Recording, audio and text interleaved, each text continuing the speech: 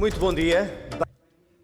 Good morning, everyone. Welcome to one more APDC Congress. It's quite a privilege to be able to attend. This is the 32nd Congress, almost 40 years old. As you know, it's an association with its main players that are the telecommunication sector as well as the media. So over the next 2 days, we will be listening to the main players and companies within this sector at a time where there's a real revolution, technological disruption, which has obvious implications on the companies, the way we lead, the way we work, and the way we live.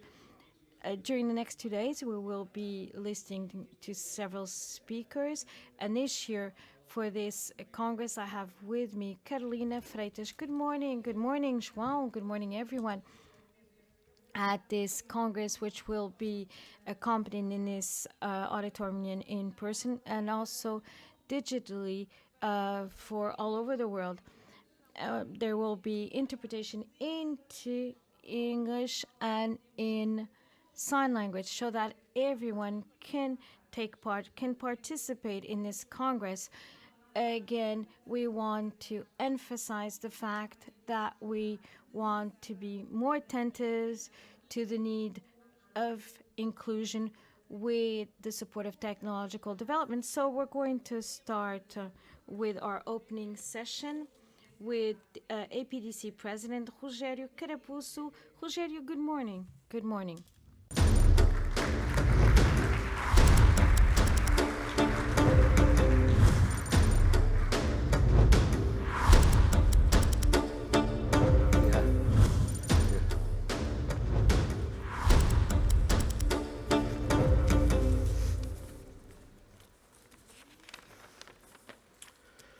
Senhor Presidente. So, Mayor of Lisbon,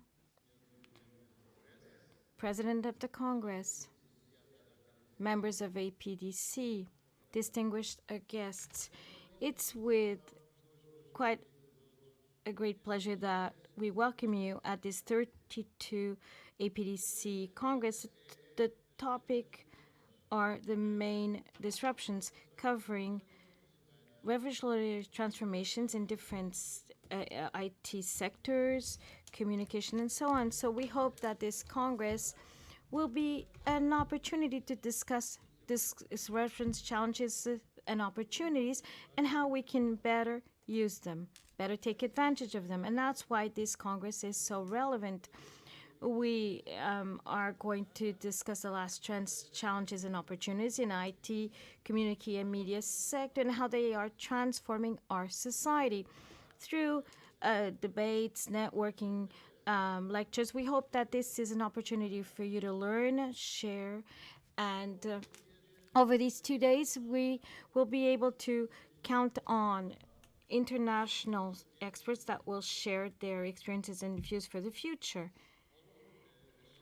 The key for digital transformation is especially relevant for the moment we are experiencing, and we are anxious to listen to what our speakers have to say about the topic. We hope that this Congress is an opportunity for APDC to fulfill its mission to promote innovation development of IT technology, and that together we can collaborate and undertake the many challenges that lie ahead in the future.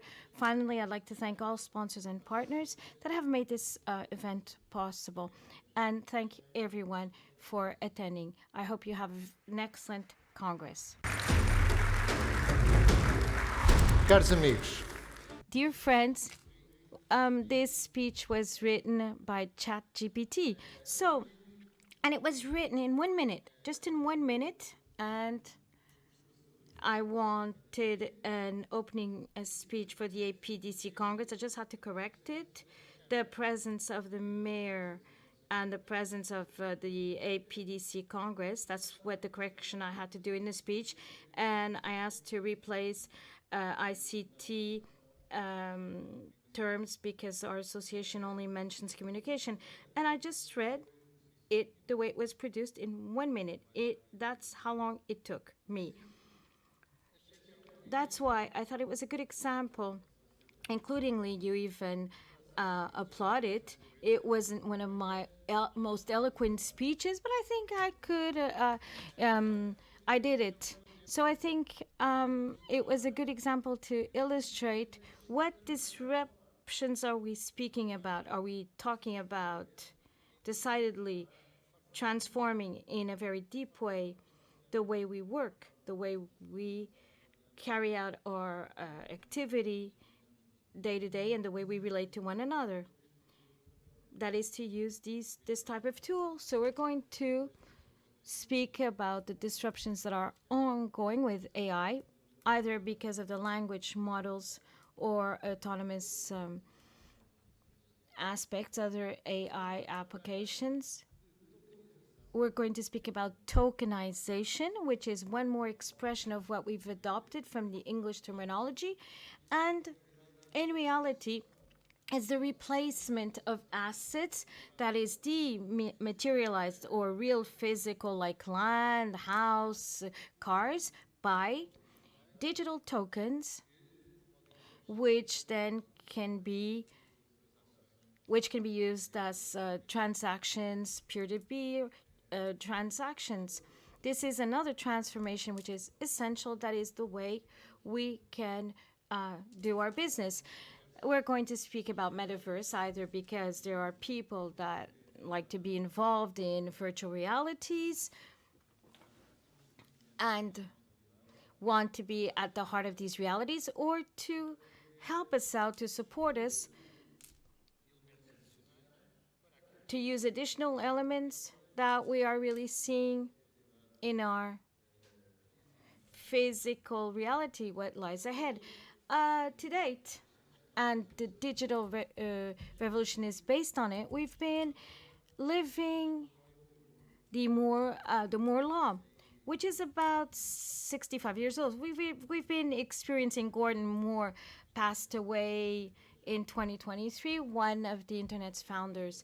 And so what he postulated, that every 2 years there would be a duplication of the number of components we could put in a chip. That is, duplication of the processing speed and memory. For instance, processing and memory, everything has changed because this is something that has been existing for the last 65 years and still being applied. Many people doubted its application, but what we're speaking about is another disruption. It's the possibility via computation, quantum communication, to be able to have a greater increase of that speed.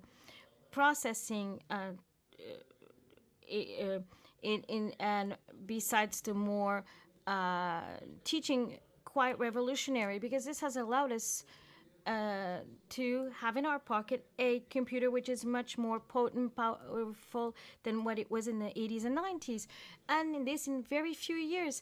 And I usually make that comparison, that is the speed of a car, if it had the same evolution as Moore's theory. That is, in the 50s, a car at 50 kilometers would reach the Mars planet in a few minutes. This is what's happened in our computers, the processing and storing speed. And we're going to also speak about tokenizations. We're going to speak about financial assets and also digital currency, that is regulated currency, digital currency, and what it entails in the way we work. We're going to speak about the future of work and leadership. These are two things that work hand in hand. We're going to speak about sustainability, how all these tools will help us to meet that objective, and also, as we've spoken about, how we defend ourselves from the dangers using that technology. We're going to speak about cybersecurity as well, which is important.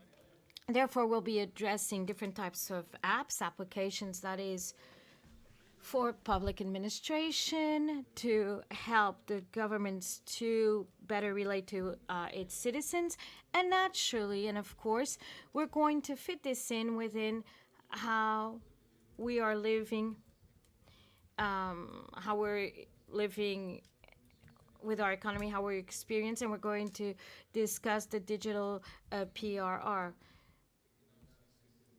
And also the famous nation states, which will conclude the media communication.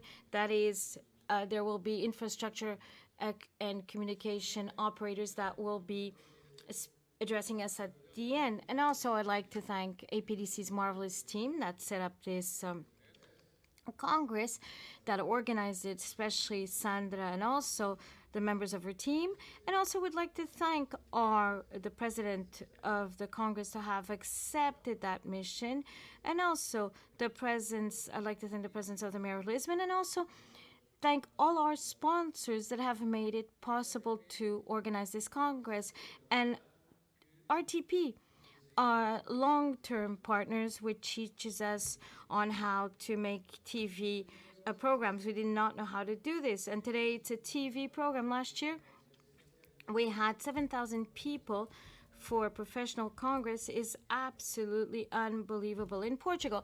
So we want our Congress to discuss relevant topics in any country. That's why we're broadcasting it in English, so that it can be heard, seen in any country, either by our members, with colleagues in those countries, or those that are, or the different stakeholders. Thank you very much for your presence, and it's quite relevant to us. And thank you very much, and hope you have 2 very productive days. Thank you very much. E vamos continuar. On to the Congress, and Rogério has already welcomed us and spoke about tokenization, AI, and its importance, digital currency, and also this is what will be addressed during these next 2 days. And since we are located in Lisbon, in a city which is also a symbol of disruption, if I can say it, in technological terms. And our next guest is the Mayor of Lisbon, Carlos Moedas. Good morning and welcome to the Congress.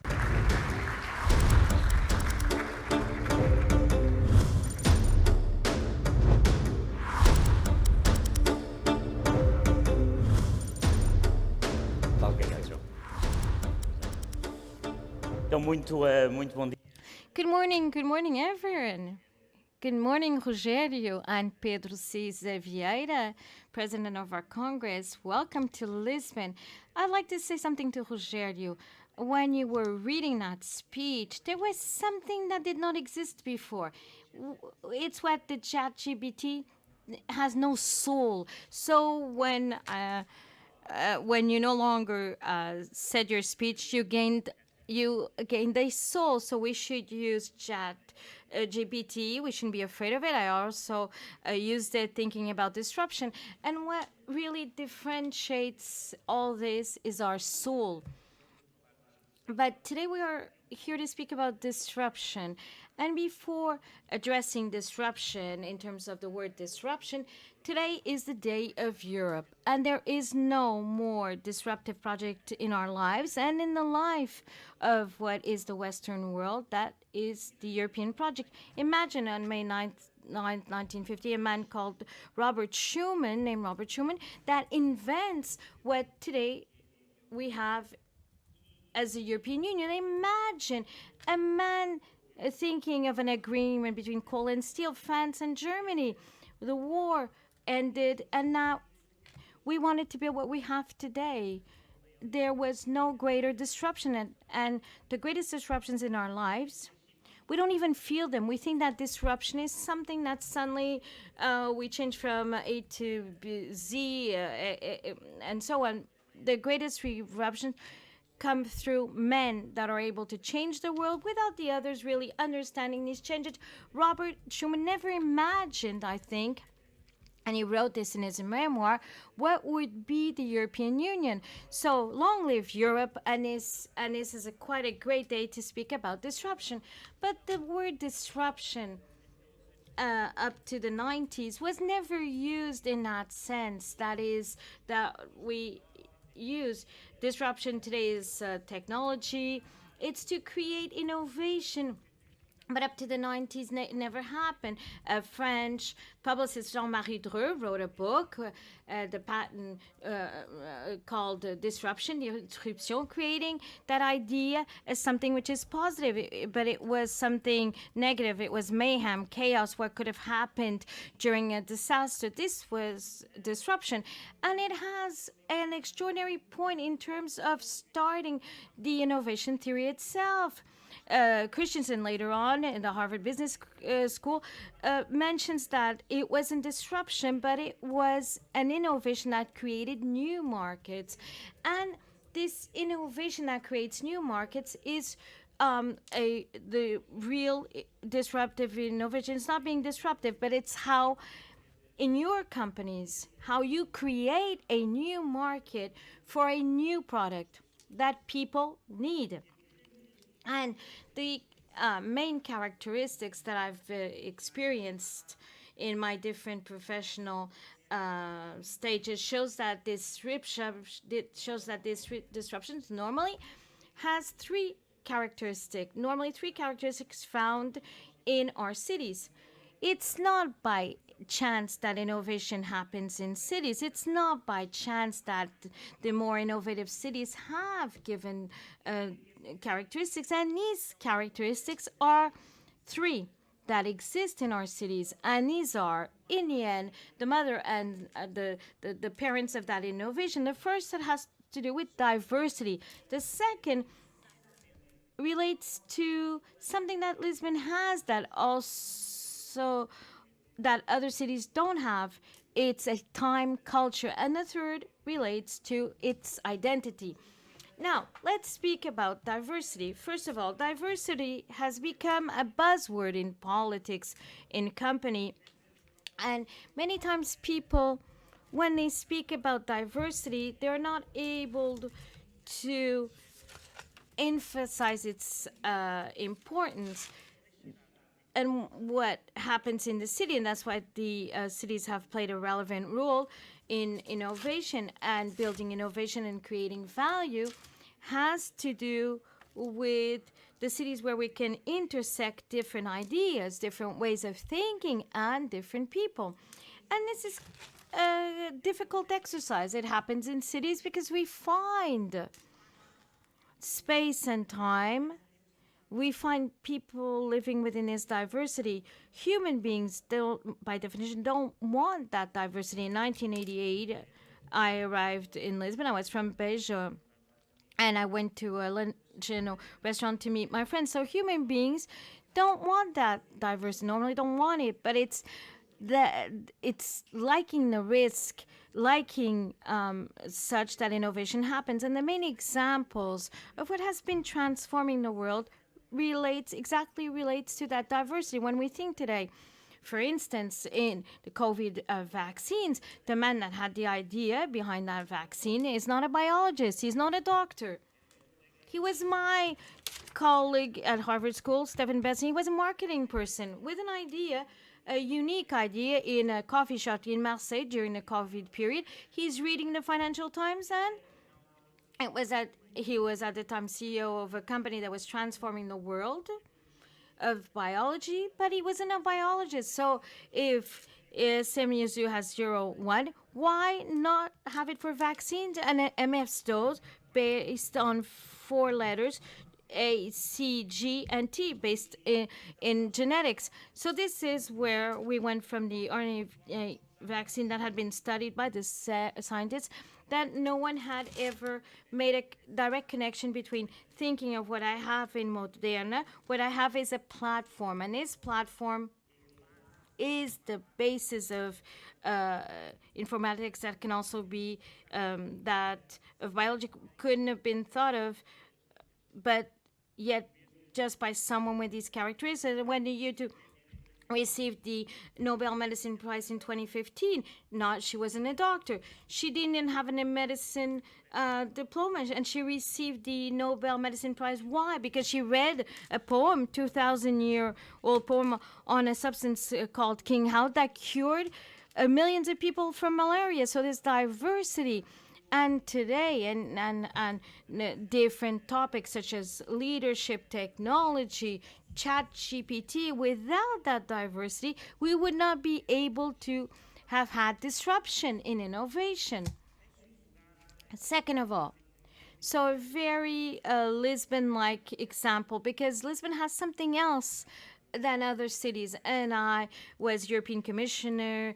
I know different cities. Last year, when I spoke about the Mycornis plant and that vision on innovation as a process, we were able to, with quite a lot of effort, not only to create a scale-up program in this unicorns plant, that I hope that there are here some part of that scale-up program in that plant, unicornius, but we were able to attract people that were outside the country, companies that had nothing to do with our country, unicorns, to set up their business, to set up, I would say, I only asked them to set up an office. Some set up more than an office, and were able to get 11 unicorns, and many of them, I'm thinking of Bob from Israel, had never come to Portugal and decided to set up an office in Lisbon. And at a lunch where I convened the 11 unicornias of Lisbon, which are from Lisbon. We're not born in Lisbon, not Portuguese, because I had no relationship with the country. It was at the end of one year. At the end of a year, I asked them, "Why did you come to Lisbon? What made you come to Lisbon? Why Lisbon? And what did you see in that city?" And the answer around the table was, and there's a former minister of economies, it was because of taxes. Taxes, it wasn't because of taxes. People thought that in Portugal you paid less taxes, but it wasn't such. If coming to the beach, it was a great city with its beautiful light. Was it because of that, because of beaches and the light? No, that was not it.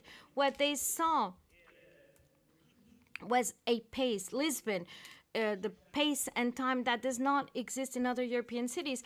And this pace and time in Lisbon pace and time is to be able to digest disruptions and have that creativity. And this time that still we were able to have within our Lisbon pace to stop and think. If you go to those cities that are larger ones like Paris, Berlin, Madrid, whatever, that time for digesting disruption no longer exists. So that culture that we have, that is this Lisbon soul, was for them the ability that we have today in Lisbon to create and nurture talent, and giving the ability of space, although it's an accelerated one in our life, still has a digestion acceleration of the change that could not be found in other cities. And it has an effect on talent. In your companies, when these new generations tell you, no, I want these working conditions, no, I want to work at home, telework, what did they want to, what are they trying to say? They need time and that pace to digest in a certain way changes and creativity, and to have that creativity. And the third ingredient, finally, that I'd like to leave you for food for thought in your discussion, has to do with identity. And a few days ago, I reread Jeff Bezos' biography, and I was thinking about our identity, our soul in any company, in any country, or in any city. Our soul is essential. When Amazon emerged as a company, supposedly Amazon was a library selling books online. But what Bezos, it was like a bookshop. Bezos thought of its soul. Amazon was an online platform with a exceptional selling capacity. That's its identity. The identity, the opportunity we have, and I'm speaking to those listening, to those outside of Portugal, this identity, this soul of where we are in Lisbon is also the soul that transforms us. And all that I've been doing in this city has been looking at our soul, our Lisbon soul, and what can I do to be able to change the city. And when we presented Lisbon as carbon neutral by 2030, to present something that was that basic, that identifies who we are, to say in the European Commission that one of our projects is to use water from the water treatment station to clean and to irrigate the streets, and is we're irrigating 30 acres in Parque das Nações with the water treatment station nearby, saving millions, truly millions, because we pay 4 million euros for water in Lisbon, where 65% of that water wasn't used as drinkable water. And so we're looking at it in a Portuguese Lisbon way with pragmatism, and to say that this water in this water treatment station is water which can be used in the city. It might not be, we might not be able to drink it, but it can be used. But to look at it in a pragmatic way, the way we're changing the lamps in our cities to light, to save 80% in the power, in the energy costs, is part of this identity. And this Lisbon identity is a brand which is extremely important, especially in terms of energy transition, where we need to have that pragmatic identity to look at what is concrete. And quite often, and let me say this based on my experience, is missing in many countries, in many cities, which creates an enormous friction, social tension. That's why this identity is also part of the ingredients of this disruption. And to conclude, if I may, let me recall today and to pay a tribute to Rui Numbeiro, a great man from the Alentejo, that always said, to create something in the future, we had to go back to our roots. Going back to our roots is what is ours. That is this identity, diversity, and the time we give is, for me, the parent, mother, and the parent of innovation, what I want for the city, and I hope that you will be supporting us in the future. Thank you very much for the invitation.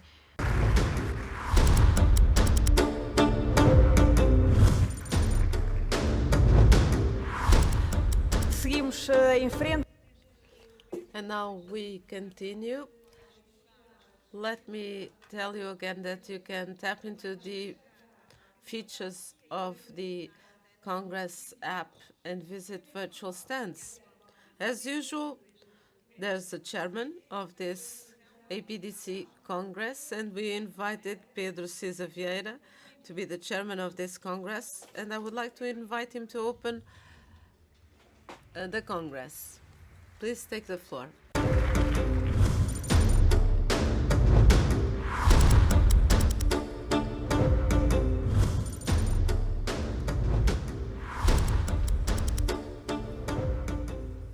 Bom dia a todos. Good morning. I would like to share with you that I'm really excited because I'm the chairman of this Congress right at this time. These are times of change, fast change, sudden change, and we have difficulties in following this pace of change and how we live, relate with the others, taking into account what is happening around us. We have difficulties in understanding the meaning of this change, and that's indeed disruption. This change, obviously, has been identified with technologies, digital and telecommunication technologies in our lives. They are already changing how we work, produce, manage our cities, and how illness prevention is done, or how we fight other diseases that are emerging, how to manage climate change, fight drought, manage grids, how we can make war and peace. These changes are surfacing, but what is also happening is the materialization of our lives, of ideas, technologies, systems, infrastructures that were being established, and now they materialize in a very tangible manner. And the opening speech of this Congress is probably the most clear sign of what are these impacts and their perception by public opinion. ChatGPT probably has caused more commotion than what we have seen, but what enables Rogério to have in 1 minute that opening speech is something that was already here for a long time. But this idea that suddenly the outcome of several years of accumulation of knowledge, investment, and work suddenly materializes is probably the most obvious sign of this change. But these changes are not only in form, but also the way digital technologies creep into our lives very quickly. We're also witnessing very quickly at the daily pace of news on TV, globalization of the world economy. The world economy in the past 30, 40 years was based upon the idea of globalization. With the end of the Cold War, the Western world decided to integrate in the world economy China, Russia, and to throw down historical barriers to trade and the free movement of capital. These last 3 decades were based upon the idea that we would be able, by overcoming these obstacles to trade and investment, to achieve a higher efficiency in the organization of production infrastructures, that we would relocate production activities to those locations where it would be cheaper to produce the goods we need. China became the factory of the world. Russia became the preferable supplier of energy products or mineral essential resources. And this idea that led to a brutal reduction of production costs and what was needed by the world economy was made viable by a very large organization with innovations in transportation and logistics, made viable with technologies that enabled remote management of large supply chains. These ideas also materialize another idea, like Robert Schuman dreamt that if Germany and France shared coal and steel, this would bring about peace to Europe. And the idea that we would become investments and trade partners with powers such as Russia and China, maybe we could also build peace. And during these past 30 years, this was what structured the world economy. And it structured also how we went about our lives regarding the role of the state, the openness to the world, the capacity to function. All this was based upon this idea of eliminating obstacles and questing this quest for efficiency. But what was revealed throughout time is that if it's true that globalization gave us an unheard of economic growth to the world, taking hundreds and thousands of people out of poverty, and the movement of goods, ideas, capital, it also showed the risks and tensions in our world economy and world organization. Risks, tensions, strategic dependencies in the supply, for example, of raw materials or essential components for our collective life. These risks and tensions became very clear recently. For example, given the impact on the supply chains of factors such as the COVID-19 pandemic or the war in the Ukraine. But these signs that are now very clear, they gave their first signs for several years, and geopolitical tensions showed this. But furthermore, the growth of social tensions, political tensions in Western democracies. If it's true that we have gained efficiency, it's also true that this reorganization of the world economy included winners and losers, and hundreds and thousands of people came out of poverty. The same in the Western world lost their jobs and accumulated frustration vis-a-vis an economic and political system that is felt not to be in their favor. What happens is that those that politically decided 30 years ago to go forward with globalization are now taking the opposite decision, but a decision to reduce risks and tensions that have been accumulated in these 30 years. Decisions of very drastic change, or at least significant change, of the institutional organization of trade and the world economy. And I can give you a couple of examples so that we may understand what is right now happening is very different from what we based upon our decision-making assumptions in this moment when we start our professional lives. Industrial policy is back in the US and in Europe. The idea that the states do not intervene in the economy is being questioned.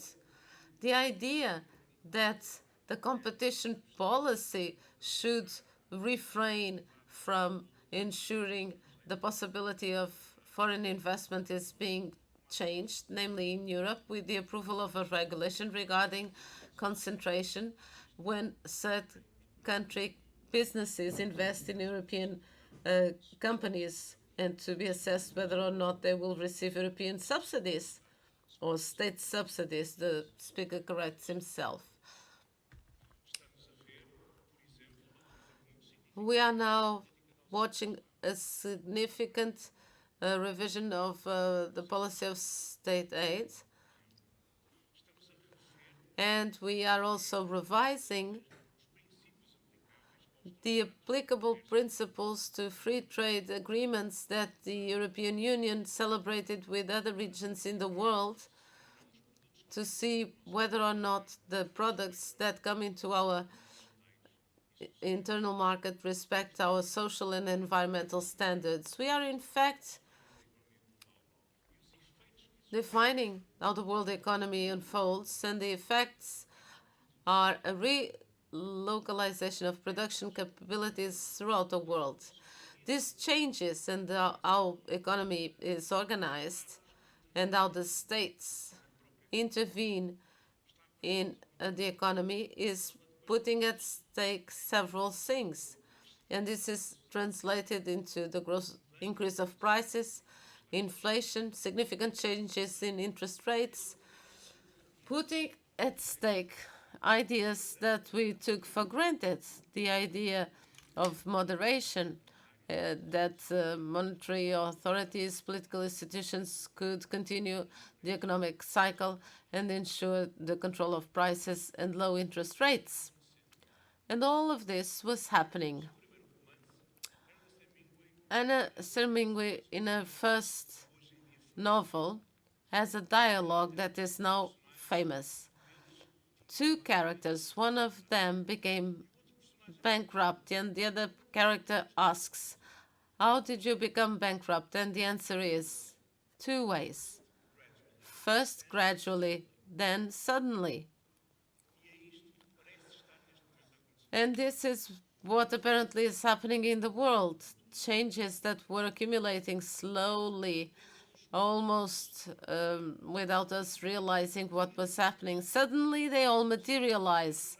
They become visible to common citizens, to the smallest businesses, and the most remote countries. And this idea that everything happens at the same time, to use the title of a movie that got the Best Movie Oscar, is what makes us feel lost when we try to understand the meaning of these changes. But I have two key messages for you at the beginning of this Congress. The first one is globalization was very good for the world economy, but there were losers, and one of the losers was Portugal.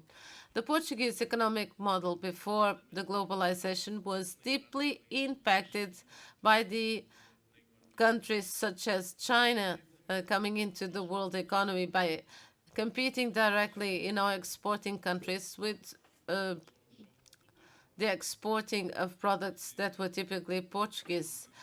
This was brutal for the Portuguese economy and led to a big change regarding what we produce today and what we produced 30 years ago with the low production country, poorly paid labor force, and we were one of the losers of globalization. And currently, the changes that are taking place are being translated into advantages for our country. It's not by mere chance that our exports have been systematically exceeding forecasts. It's not by mere chance that we have had the largest growth of FDI in the EU. It's because this reconfiguration of the production capacity in Europe has led to a choice by international investors, large multinational companies that need where to place their orders and their production capacity in different geographies in Europe. And Portugal has benefited from this. So this is a time of great opportunities for Portugal. And the second key message is the following. We have today better conditions to take advantage of these opportunities than we ever had in our history. We have taken advantage of these 2 decades to change deeply the structure of our economy. We have drastically invested in education and in the skills and qualifications of the Portuguese. Today, we are ready and we are capable of doing things where we add more value, things that are more complex, and it's not by mere chance that in the structure of our economy, ICT was the sector that grew the most, and that the largest growth of exports has not been in the case of tourism, but rather services related with ICTs. And it's not by mere chance that we have witnessed a large growth in the exporting of goods of average and very high technology. The investment in education and the large quality of our telecoms and our capacity in what concerns technology has yet been another factor that enables us to take the best advantage of these changes that are taking place.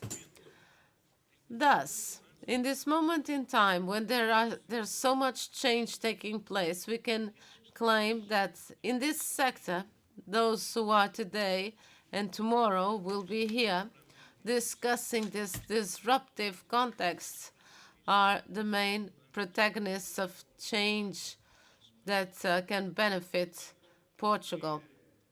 Therefore, I would like to wish you an excellent Congress, and I'm sure and I trust that in this room and those following us remotely are the best of Portugal. So I wish you all a very fruitful Congress, an excellent day. Thank you.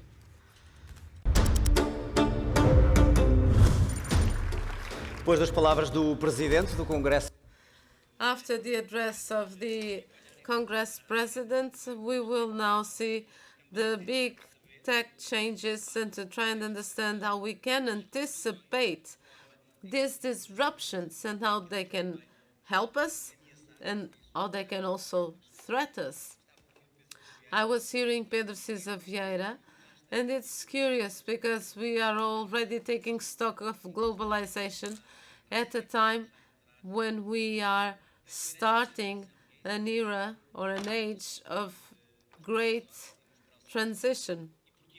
And this is what we're going to discuss in this Congress, where we have the best of Portugal here with us and following us in different platforms throughout the world. So it's a pleasure and a privilege to welcome the President of the Republic, Marcelo Rebelo de Sousa.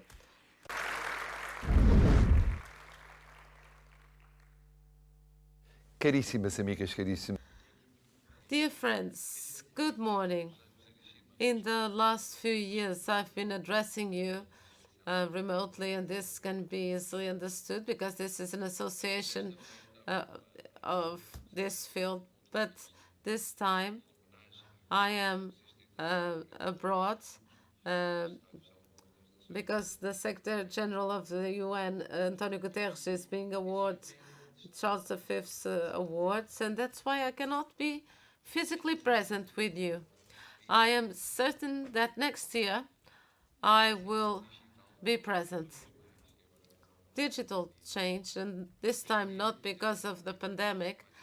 I would like to participate in this debate regarding the technological disruptions that are entirely changing life in Portugal and in other societies at large. It changes the way we live, work, socialize, touch each other, how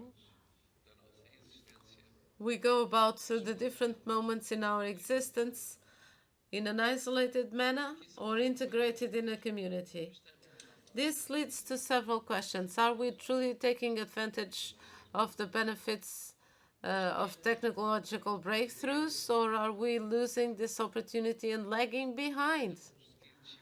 Are we being able to keep under discipline this new framework of collective life, or are we unable to follow this and law follows events and we don't have rules that introduce somehow a new order in our day-to-day lives?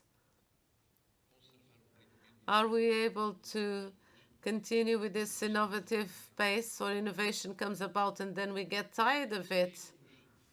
A evolução tecnológica, hardware e Are we able to make technological evolution, hardware and software, doesn't lead us to forget what is fundamental in people?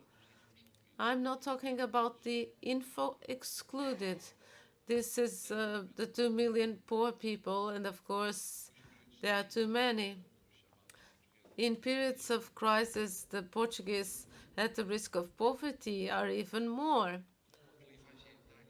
With the age gap between the very young and the less young, in that case, technological disruptions generate unexpectable effects.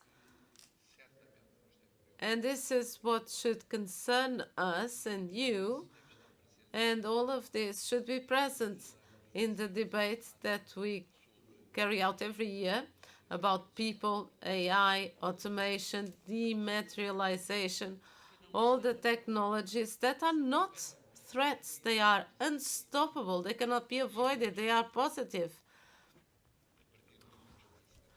And I'm saying this, and I'm almost 75. We need to be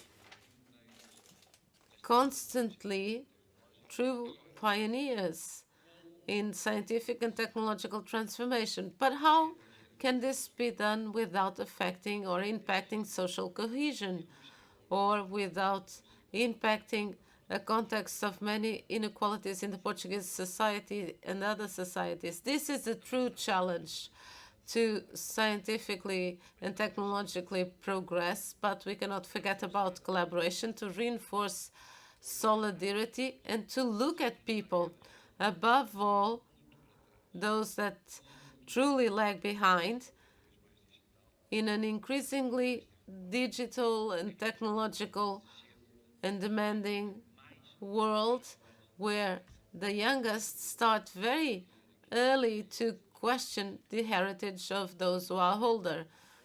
Thank you so much. I wish you all an excellent Congress. See you next year